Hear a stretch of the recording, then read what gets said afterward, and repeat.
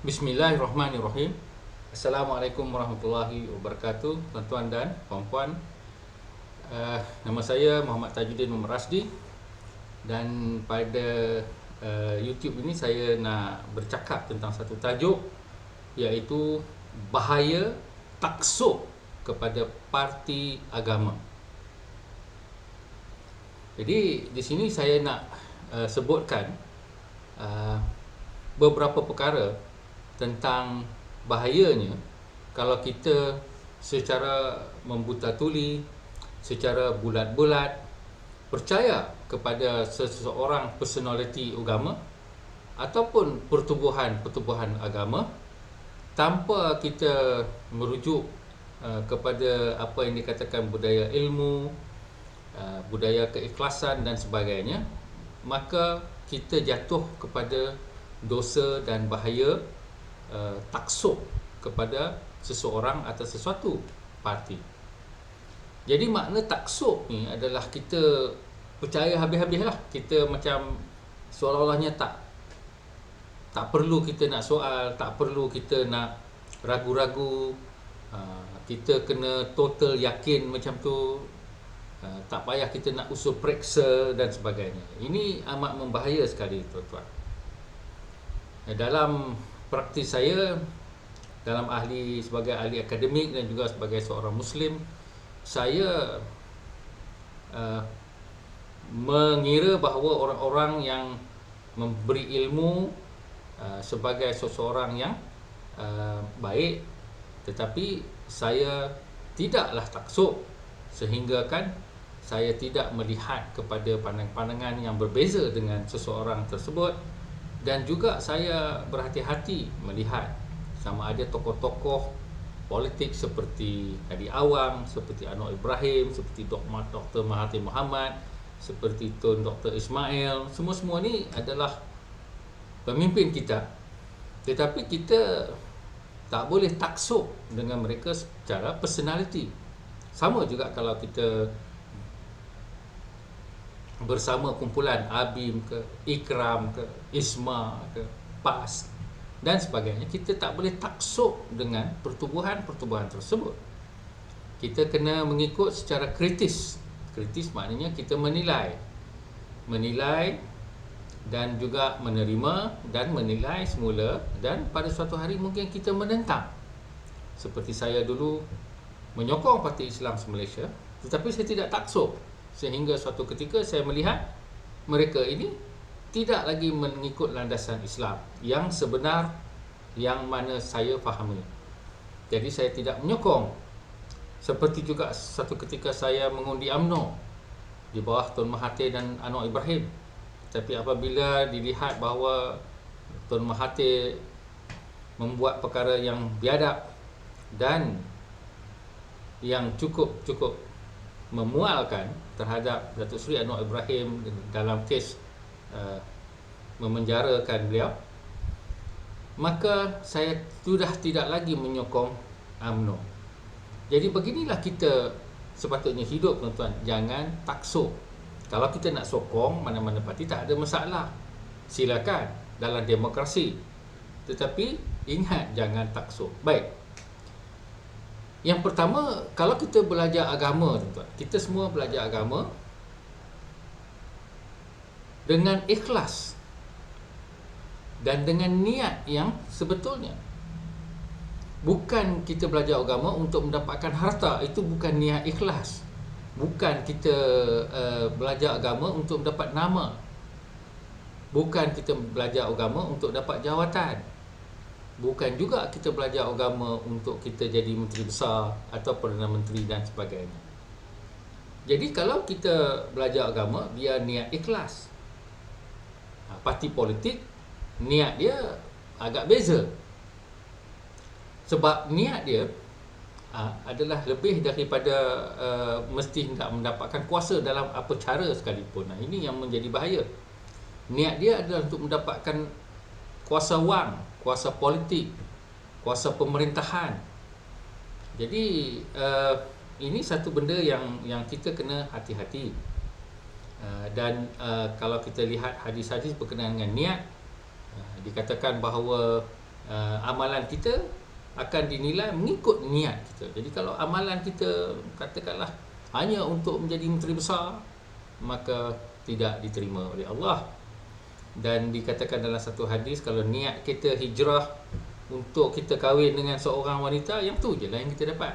Tapi kalau kita hijrah kerana agama kita, maka itu akan dinilai dengan cara baik. Jadi yang kedua pula adalah, kalau kita belajar agama, kita belajar dengan fakta dan huraian yang berniat baik. Kalau kita belajar dengan ustaz atau dengan sesiapa pun, tapi kalau orang itu meletakkan fakta dengan huraian secara mencaci orang, secara menghina orang, contohnya dikatakan bahawa pemimpin seperti Anwar Ibrahim ni kencing kepada rakyat, walaupun dia menyampaikan beberapa fakta, bagi saya niat tu dah tak baik. Niat tu menghina, mencaci, itu pun dah satu something wrong dekat situ dah. Jadi kalau kita nak sampaikan niat, kita nak sampaikan fakta, kita kena sampaikan dengan cara baik, cara jelas, cara seimbang, kan? Jadi contohnya macam kalau kita tengok dalam isu Allah, ada parti yang mengatakan, tengok, kerajaan Anwar Ibrahim tak mahu nak buat rayuan terhadap isu Allah. Sebenarnya kalau kita tengok isu dia secara menyeluruh, kerajaan Anwar Ibrahim kata dia nak buatkan satu usul pentadbiran dengan merujuk pada raja-raja dan membuat satu aspek administration atau pengurusan. Jadi kalau tak buat begitu, kalau naik ke mahkamah rayuan pun silap-silap kalah juga. Jadi lebih efektif untuk kita membuatkan dari sudut pentadbiran. Tetapi dinyatakan oleh parti-parti politik, kata bahawa tengok, dia tak kisah, dia liberal, dia nak biar orang guna je Allah ni semenang-menangnya. Itu bukan cerita dia yang seluruh. Serupa juga dengan isu sekolah vernacular. Parti-parti yang berniat tidak baik akan mengatakan, tengok, kerajaan ini bagi duit punyalah banyak kepada sekolah Cina, sekolah India. Dia terlupa nak cakap yang bagi duit lagi banyak kepada madrasah-madrasah dan tahfiz. Jadi kita kalau belajar agama, biarlah dengan fakta dan huraian yang berniat baik. Tapi kalau kita ikut belajar agama dengan parti, kita kena asingkan, tuan-tuan. Kalau kita nak belajar agama, kita belajar agama. Kita pergi ke tempat-tempat orang yang memang kerja dia mengajar agama. Tapi kalau kita pergi kepada parti agama, jadi kita terseliuh masuk ke satu bahagian yang silap-silap dia bukanlah belajar agama, belajar macam mana nak ambil kuasa dengan apa cara sekalipun. Itu bukan hal kita. Memang betul hal kita mengundi untuk mendapatkan suatu parti yang baik memerintah negara, itu memang tanggungjawab kita. Tapi bukan tanggungjawab kita mengikut orang yang dalam parti agama yang mencampur adukkan agama dengan politiknya sampai kita terjebak dengan dosa-dosa yang kita tak sanggup nak pikul dan tak tahu pun kata kita kena pikul. Ini masalah kita kena pertimbang sendiri. Jadi yang ketiga pula, kita tanya diri kita, kalau kita belajar agama ni, tuan-tuan, kita belajar agama ni untuk baik dengan semua orang ke, atau kita nak musuh semua orang? Saya tak tahulah. Yang saya tahu, kalau jiran saya, tak kiralah dia orang Kristian ke, orang Hindu ke, atau orang tak apa-apa, kalau dia baik, kalau saya nak pergi mana-mana, saya kata tolong tengokkan rumah, kalau ada apa-apa yang pelik-pelik tu bolehlah telefon, dia mesti akan kata ya. Dan kalau dia sendiri pun pergi, dan dia akan kata, Cik Tajudin, tolong tengokkan rumah, boleh. Kalau ada apa-apa, tolong telefon pun, kita alhamdulillah, kita tak ada masalah di situ. Jadi di sini kita tengok bahawa kita tidak memusuhi semua orang kalau orang itu berlaku baik kepada kita. Yang sedihnya, ada parti agama yang terus declare semua orang bukan Islam ni adalah musuh kita. Bukan musuh dia, musuh Islam. musuh kita, walaupun mereka inilah rakyat Malaysia. Apa aspek yang dia musuh tu? Oh, dia tak setuju kalau kita kata semua orang kena tutup aurat dengan cara Islam. Memanglah dia tak setuju, dia budaya lain. Dia ada hak dia nak pakai seluar pendek dia, apa kaitan dengan kita? Dia kata dia tak setuju, jadi dia musuh kita.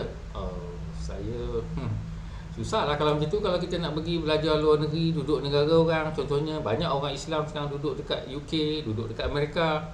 Sebab itulah perangai-perangai macam ini yang Donald Trump pun senang kata, tengok orang Islam ni dia tak boleh ikut lah cara hidup, dia tak boleh terima. Bukan tak boleh ikut kita memang tak payah ikut, kita tak ikut, tapi kita tak mau terima cara budaya orang lain hidup. Orang lain tu nak buat pub atau tempat minum alkohol, kita tak boleh terima. Kita benci, kita asingkan diri. Macam tu macam mana nak jadi masyarakat? Kita cuma dilarang minum. Jadi kalau orang tu nak minum arak, dia ajak kita pergi piknik, dia ada arak, tak apalah, kita datang. Masalahnya kita nak bermasyarakat, bukan kita nak minum arak. Jadi di sinilah kita kena hati-hati, bahawa saya rasa bahawa belajar agama ni untuk baik dengan semua orang. Bukan maknanya kita tunjuk muka untuk disepak, tidak. Tetapi kita kena hormat budaya orang lain. Tapi ada satu parti tu dekat semua orang ni korup. Tak semena-mena semua dia korup. Yang orang Islam tak ada korup. Kita tengok baca surat khabar tiap kali, Jabatan Immigration lah, Jabatan JPJ lah, bersepah-sepah orang-orang Melayu Islam buat korup. Itu bukan bermakna orang Melayu korup, cuma pekerja dia ramai Melayu pun nak buat. Jadi yang nak korup ni Melayu lah juga. Jadi jangan kata sebab kita Melayu, sebab kita Islam, kita tak korup. Orang ini orang yang bukan Islam, sebab dia tidak dapat tauladan dan juga didikan Islam, dia semestinya dah memang akan korup. Apa jenis pemikiran ni saya pun tak tahu. Jadi kalau kita nak, kita tengok negara Sweden, negara Norway, negara banyak-banyak, kita tengok indeks korupsi di dalam negara-negara seperti Denmark dan sebagainya. Indeks dia cukup hebat. Indeks Malaysia memang corot. Sampai Perdana Menteri pun yang Islam dan yang Melayu duduk dekat penjara. Jadi yang keempat pula, belajar agama untuk mengharap Tuhan bagi kita masuk syurga. Tetapi apabila kita belajar agama ni, tuan-tuan, memanglah kita mengharap untuk masuk syurga. Jadi kita buat amalan ibadat, kita buat amalan muamalah dengan manusia, maknanya kita berbaik-baik, kita saling bantu-membantu, kita berniat baik, kita bercakap pun baik. Jangan guna-guna cacian-cacian, mempermain-mainkan nama orang. Kata Teresa Kok tu, kok dia wanita seorang yang ada kok, apa kerja ni? Jadi benda macam tu adalah bukan amalan yang baik, yang bukan niat yang baik juga. Jadi walaupun kita buat semua amalan baik ni, tuan-tuan kena ingat, yang nak masuk syurga ni adalah atas rahmat daripada Allah Subhanahu Wa Taala. Jadi jangan sekali-kali kita ingat sebab kita ni ustaz, belajar agama, degree, masuk pejabat agama, terus jadi lepas tu pegawai agama, mesti satu kehidupan lah, satu career. Belum tentu lagi masuk syurga. Silat-silat semua tu untuk gaji, untuk nama, untuk jawatan. Walaupun kita pula masuk ABIM, katakan ikram, buat kerja-kerja hebat, ibadat, tak tentu juga masuk syurga. Sebab itu atas rahmat Allah. Kenapa begitu? Sebabnya begitu adalah supaya kita tidak bongkak, kita tidak pandang serong kepada orang. Dia ni tak pakai tudung, sah masuk neraka. Dia tu tak join kita dalam pergerakan Islam, sah masuk neraka. Ni apa kerja kita cakap orang masuk neraka, kita masuk syurga ni? Ini adalah bukannya cara yang sebenarnya. Kita selalu kena rendah diri. Kita kena rendah diri.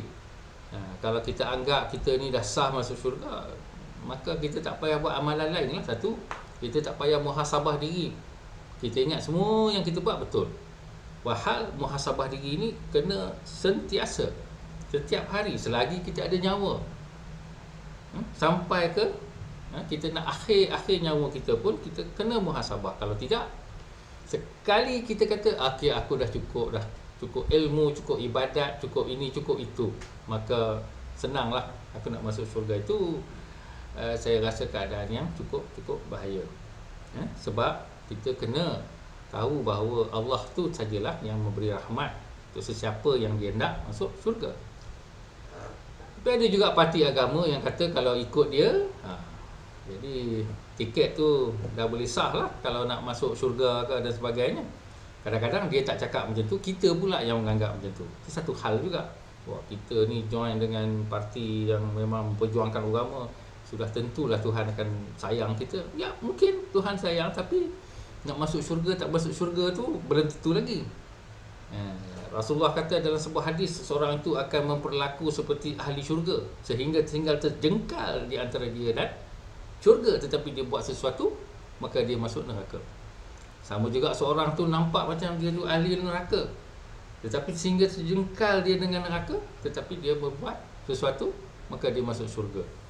Jadi kita tak tahu hujung hidup kita. Jadi jangan kita takbur, bongkak bahawa kita dah banyak amalan, kita dah banyak ibadat, 4 kali pergi haji, 10 kali pergi umrah. Semua tu kita kena rendah diri. Kalau kita masih lagi rasa bongkak macam tu, tak tahulah apa nilai pergi umrah dan pergi haji itu satu persoalan lah. Kita nak kena muhasabah diri. Jadi yang kelima pula, belajar agama untuk nasihat dan saling dinasihati secara baik. Jadi bukan cara mencaci, mencerca, menghina orang.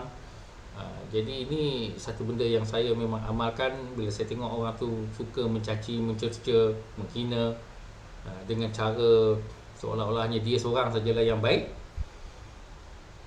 Saya tak berapa suka nak dengar lah orang yang macam itu.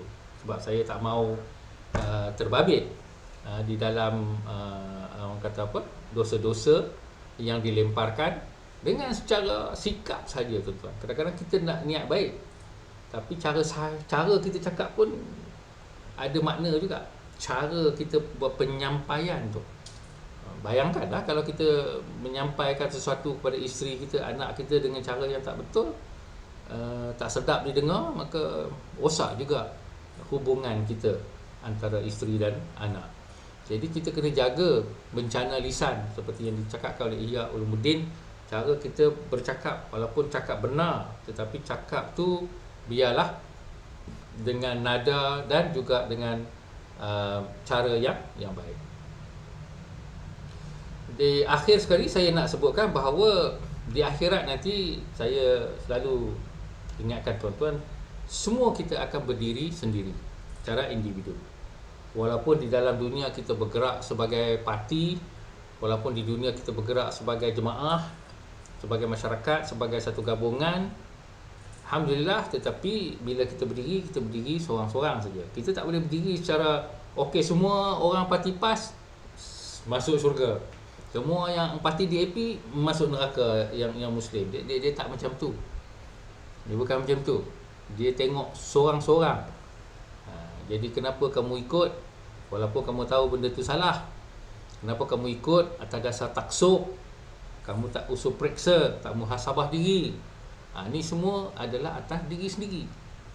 Jadi janganlah terlalu taksub dengan kita menyokong satu parti kononnya dia mendukung agama. Dia satu je parti yang mendukung agama. Parti-parti lain tak ada pun nama agama. Tak ada parti Kristian, tak ada parti Hindu, tak ada parti Buddha, tapi ada satu je parti Islam kononnya. Hebatlah tu.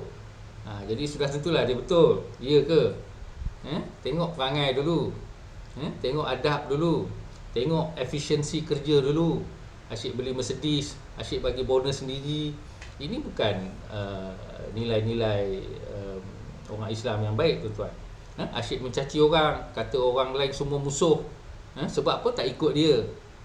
Jadi saya pernah mengikut parti sedemikian, tetapi saya tidak taksub dengan parti tersebut. Alhamdulillah, saya sempat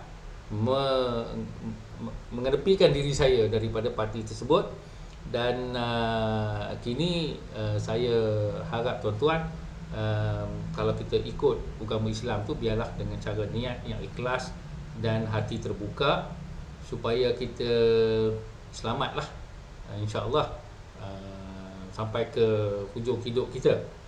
Jadi itu yang saya nak ingatkan, jangan taksub kepada mana-mana personality dan jangan taksub kepada mana-mana parti. Tanggungjawab agama atas diri kita sendiri, atas setiap diri kita sendiri, bukan pada institusi agama, jabatan agama, tidak. Bukan kepada parti, tidak. Bukan kepada pertubuhan, tidak. Semua atas diri kita.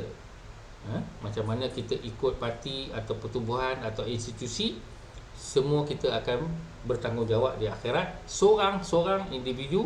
Jadi biarlah fakta yang kita dapat, biarlah ilmu yang kita dapat itu adalah yang sebenar-benarnya baik, dengan cara keikhlasan, bukan dengan cara nak dapat jawatan ataupun nak mempertahankan sesuatu jawatan yang telah pun ada. Jadi begitu sajalah saya ingin ingatkan, sama-samalah kita menasihati tuan-tuan, nasihat saya nasihat tuan-tuan. Semua itu adalah tanggungjawab kita untuk menasihati sahaja. Kita tidak ada kuasa untuk mempengaruhi orang, tetapi hanya untuk menasihati dengan apa ilmu saja yang ada, yang diambil secara ikhlas. Sekian, terima kasih. Assalamualaikum warahmatullahi wabarakatuh.